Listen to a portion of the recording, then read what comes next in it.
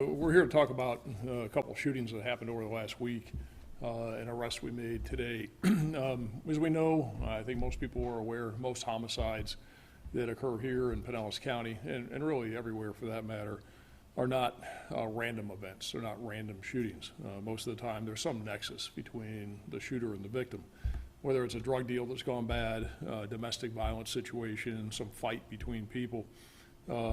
It's generally not random crime where citizens who are going about their daily business are the victim of a shooting, especially where a person sets out to shoot more than one person in spaced events. And I can't think of, coming into this and earlier today, thinking about a time in Pinellas County where we've had, the last time we had a situation where we've had random more than one shooting. It's been a long time where average citizens were really in peril and in harm's way because of somebody who was out shooting people that they didn't know about. And I think that, as you'll hear as I explain this, that this was a true public safety nightmare that was getting ready to unfold. But thanks to good old-fashioned police work, technology, science, and good partnerships and cooperation through information between citizens and law enforcement, a murderer is off the street. And we stopped, I really think, what could have been Seminole Heights 2.0 from what happened in Tampa a couple years ago, where they had those multiple string of shootings that were random in nature. So here's what happened. Last Thursday night, October 7th, at about 9:45 p.m., deputies responded to a report of gunfire, shots fired, at the Bayou Court Apartments, located at 7525 83rd Street North in Seminole. Deputies found a 40-year-old white male who had been shot multiple times with a 9mm handgun. The victim told deputies that he was sitting by the pool area in front of his apartment, smoking a cigarette, minding his own business, just sitting there, when he saw a person round the corner, kind of by a stairwell, and point a gun at him, and the gun had a laser sight on it, and just started firing. And the victim was hit several times. We obtained video surveillance from the cameras in the apartment complex, and the shooting was captured by that video. The victim in this case did not know the shooter. The incident was under investigation as we tried to positively identify the suspect. The victim was shot, but he was not killed. The shooter in that situation used a 9mm handgun, and we found several shell casings from several different manufacturers at the scene. And I'd say, just based on experience, it is unusual that you see people who shoot guns that have, especially some really off-brand ammunition. And there was several different manufacturers' rounds that were fired. So that's something that's very distinctive and unique and unusual. Then what happened last night, so this is all under investigation. We're trying to figure out what happened. It's a one-time event as far as what we knew. It happened last week. Detectives are working with the victim, and we're trying to figure this thing out. Then last night, at about 8:30, and I'm going to try and do it this way so that I can stand here in front of the microphone. This event from last Thursday happened right here. Here's where the apartments are, the Bayou Apartments over here, just north of Park Boulevard off of 83rd. So that's where that happened last Thursday. And again, it's in the courtyard area. Guy's sitting there just smoking a cigarette, minding his own business, and just boom, boom, boom, and he gets shot with these rounds. The shooter on video after he shot took off, and again, the investigation was ongoing. So last night at about 8:30 p.m., deputies responded to a report of shots fired. So here's the original situation from Thursday night over here, and a few blocks over is where last night's shooting happened. So this shooting last night was on 84th Lane, just north of 75th Place. When deputies arrived here last night, again at about 8:30, they found 55-year-old white male, Eddie Lee Hoskins, Hoskins, who was deceased in the street. Mr. Hoskins had been shot multiple times. Now, whether it's a coincidence, I can't tell you at this point, but it does seem like it's just a coincidence, is that Hoskins, although he was over here, he also lived at the Bayou Apartments, the same place the original victim was from last Thursday. But everything points to that that's just purely coincidence.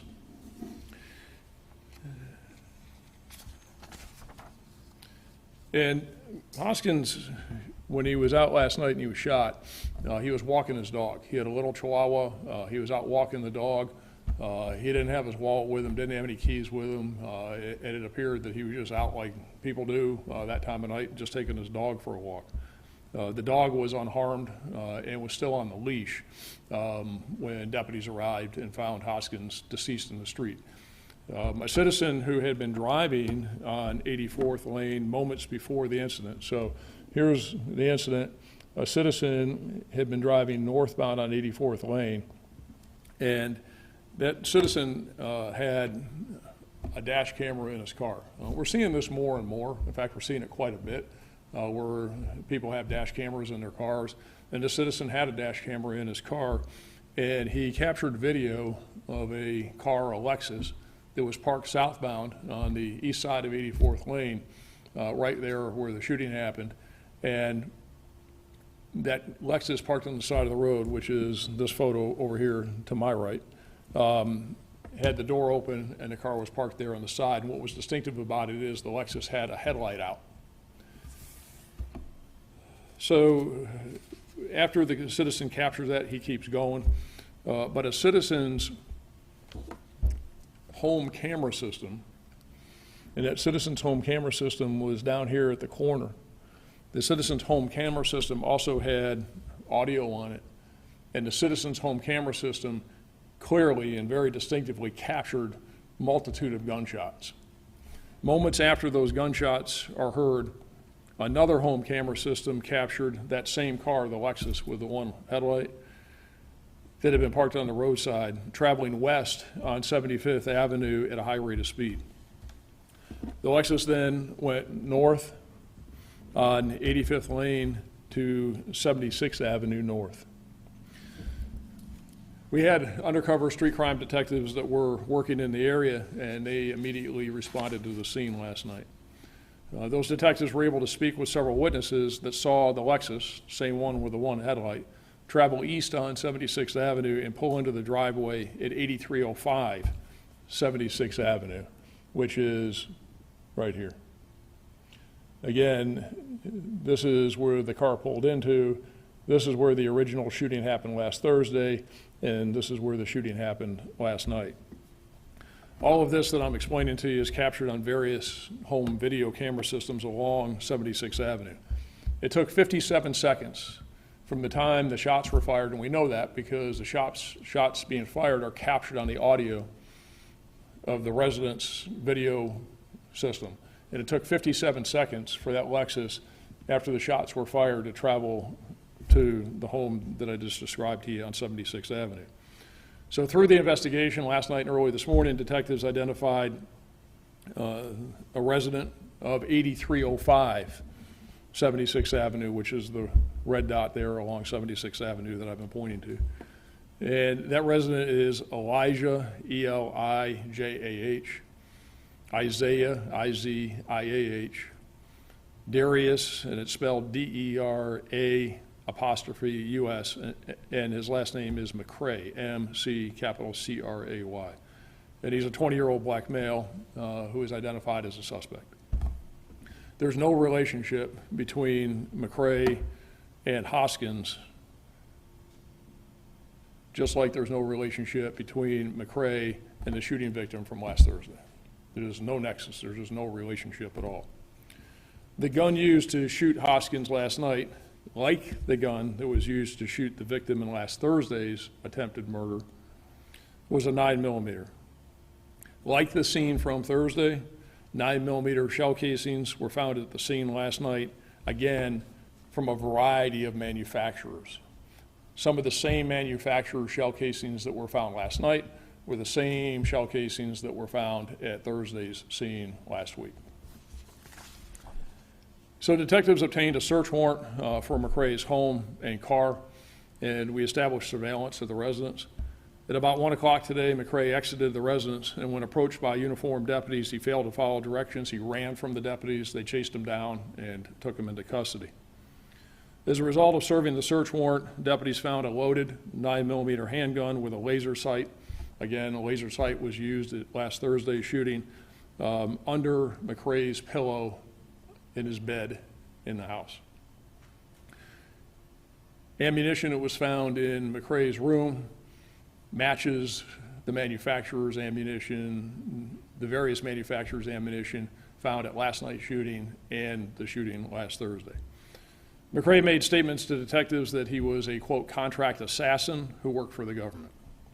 He also stated he had a right to carry firearms even though he was an adjudicated delinquent, and as a juvenile delinquent and being adjudicated, it is illegal for him to possess any guns.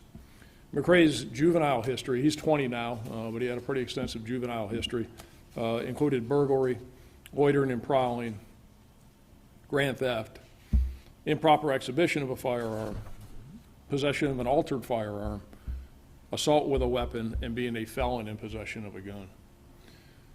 This investigation is still active, very active as we speak. It's ongoing, and right now McRae's being charged with attempted first-degree murder for last Thursday's shooting, and I anticipate by the end of the day he will be charged with first-degree murder from last night's shooting. We're just waiting on the results of some additional lab tests before we formally place that charge. And thankfully, this is a very unusual situation where we have citizens who are victims of random shootings and murders. And of course, I'm very thankful that we're able to make this arrest and get this guy off the street before there were more victims. And as soon as we talked about this morning and we saw what happened, we're starting to put it together. And I can tell you, it just put a knot in my stomach because I saw what was unfolding here and the pathway that this was on. And the pathway that it was on was terrible.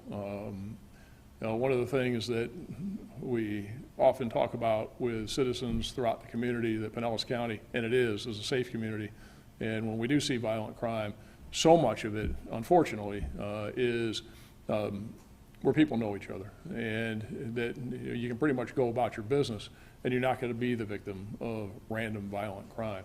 That's not the case here. And this very much is reminiscent of what happened in Seminole Heights. And if it wasn't for, again, a bunch of hard-working cops in the middle of the night putting all this together, good and great cooperation from citizens that were willing to come forward, using science, using technology, all the resources that we have available to us, this guy probably would still be out there with that gun under his pillow getting ready to decide who his next victim was going to be, in the sense that he was going to go out and randomly kill somebody. And so I can't express strongly enough how thankful we all are that this guy's in custody and that we only had one death. And the second victim is going to be okay, but this could have been a very bad situation. So, Sheriff, there's little doubt in your mind that this would have continued had it not been stopped? Yeah, no doubt in my mind. Based on everything I know, everything I see, I was out there at the scene today, was there when they were interviewing him, looked at all the evidence, looked at this whole thing.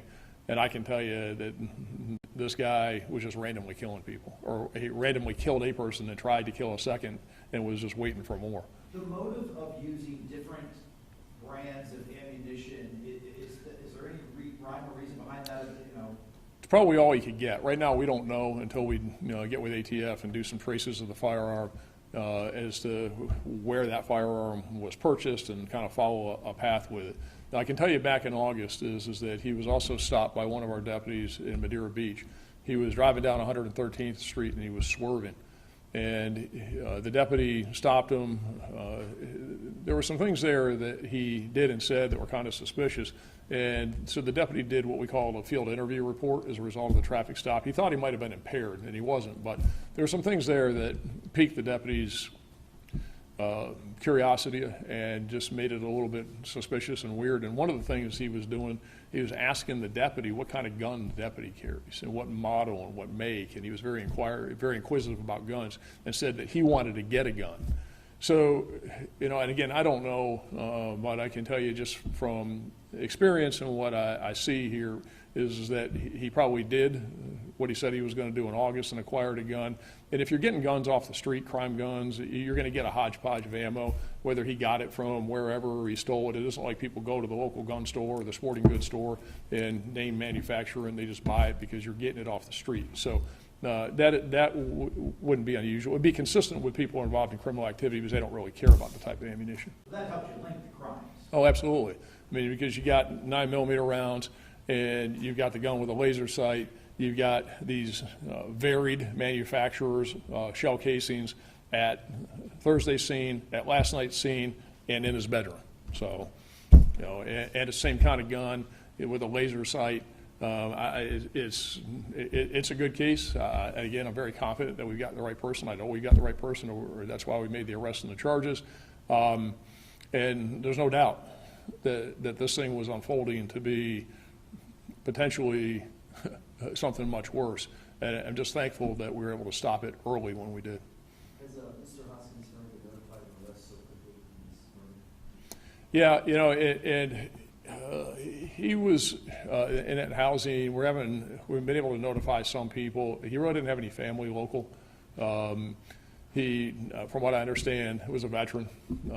He was being treated at the VA and was pretty much by himself. Now, this is some irony to this, is that Mr. Hoskins, because they all live in the same complex, is that he knew the victim from Thursday night shooting and actually went over to the victim's house and helped him clean up after he was shot. And then he goes out last night and he's the victim. So, that's just one of those ironies. The juvenile record of the suspect, is he from the area last time? Yes. Yeah. Sounds like these 4 witnesses were really critical in you tracking him down last night. Oh, huge. Again, sometimes things fall into place, and we all say about sometimes you get lucky. Well, you don't really get lucky. You make your own luck, if you will. And how this happened is that we had deputies that were in the area. And one of the things that was very crucial, was having those street crimes detectives that were out there. They were able to get in that area fast, because one of the detectives in particular, as soon as he got there, he's the one that talked to each and every one of these people going down 76th Avenue and was able to piece it together, and then found a Lexus in that driveway and were able to put the video of the car going in the driveway and then be able to take it from the audio with the shots fired and at 57 seconds from the shooting to the house. So no question that the citizens having those cameras, the citizen cooperation and people coming out, being willing to work with us, the detective being there, everything coming together was crucial in putting this together. Otherwise, it would have been like last Thursday's, where you got a whodunit and you don't have much to work with, because we didn't have a lot to work with from last Thursday, and last night was very different. Is the victim of the attempted murder still in the hospital? He's out. He's out. You prepared to notify him as well of the arrest? Yes. How's he doing? He's doing okay. He's doing all right. Yeah. What else can you tell us about the suspect besides criminal records? Is there any drug abuse? Yeah, can you talk? I just had trouble hearing you. I'm just wondering if you can tell us more about the suspect. Yeah, really, it's what I know at this point. Detectives are still interviewing him and talking to him. He did make a number of statements that I would consider to be acknowledgments, and his statements about being a contract assassin, said that he's done hits in the past. Some of these things are kind of illogical statements. Said he reported to somebody in Tallahassee, some of these things. Was very, very adamant. I mean, dug in adamant about his right to carry firearms and to use firearms. In some of his statements, there's almost a tinge, if you will, of sovereign citizen type attitude and statements, that he was above it all, which, as I listened to him and heard what he was saying and seeing all this, it put a knot in my gut, because, again, this is the type of person that you're most concerned about, and that is off to some degree and is just wanting to go out. And what he was talking about, you can see with this stance, like on the video from Thursday night, is that when he rounded that corner, and that guy was sitting by the pool from Thursday night's incident. And when he came out, he just rounded off on the guy. I mean, he was using tactical stances and tactical positioning. He knew exactly what he was doing, and he had a laser sight. And on the video, you could see the laser sight was on. So he came around that corner, and he came up with that gun with the laser sight on and knew exactly what he was doing. So this is a guy, and the other thing we found in the apartment with the search warrants is he's been practicing with the firearm because we found used targets in his bedroom. So again, somebody that had been thinking about this and had a plan and was out affecting that plan. Any history of mental health issues that you're aware of? Not anything serious, no. And again, when the deputy had the contact with him back in August, is that there really was no indication of that. We've talked to his family, and his family has not shed any light that would indicate any real serious mental health issues. Nothing to this extent that would cause him to do something like this. Of course, we ask those questions, but also will say again, is that we're very early on, the investigation's ongoing. Of course, there's a lot more people that we're going to talk to. But as far as any diagnosed mental health conditions, the answer to that is no, according to the family members we've talked to. He lived anywhere at that address? Yeah, his brother lived there, his aunt lived there. There are other people who were associated with that address, but last night his brother was there with his girlfriend, and his aunt was there.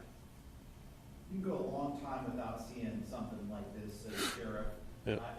They're rare, as you said. Yep. As far as I know, crime across the state is down overall. We have seen this increase in homicides. Do you make anything of that at all? You know, it's hard. You know, you're right. Okay, the numbers show that overall crime is down in the state of Florida. Crime is down in Pinellas County. But in Pinellas County, like the rest of the state and the nation, violent crime is up. And we have seen an uptick of it. Now, most of the categories that we've seen an uptick in violent crime are in aggravated assaults. Gun crimes are up, though. They just are. Gun crimes are up. Now, when we're talking about them being up, most of the period that the data reflects, so the measurement reflects, is the period of time of calendar year 2020. 2020, as we know, is a complete anomaly, and I really caution people about using information and using data from 2020. I think that a more comparable, appropriate comparable time period would be the last 4 or 5 months in 2021 and then looking at 2019 or 2018. Because there's so many factors in 2020 of people being in close quarters, on top of each other, not working. I mean, there's so many things that I really caution using that as a comparator at this point. And until we see the total 2021 data, and then I think the appropriate thing to do is go back and compare it to 2019 and see what that looks like. But the facts are the facts, is that crime overall is down, but violent crime is up, and gun crimes are up.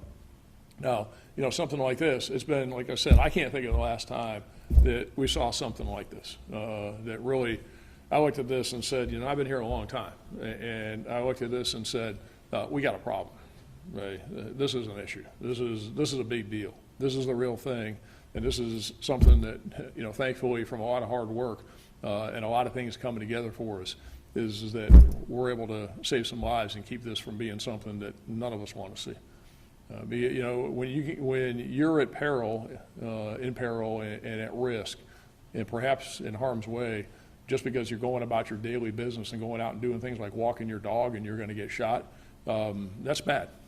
That's a bad thing. That's a bad place to be, and we can't be having that. Are you going to release any of the officer videos at this time, Shepard?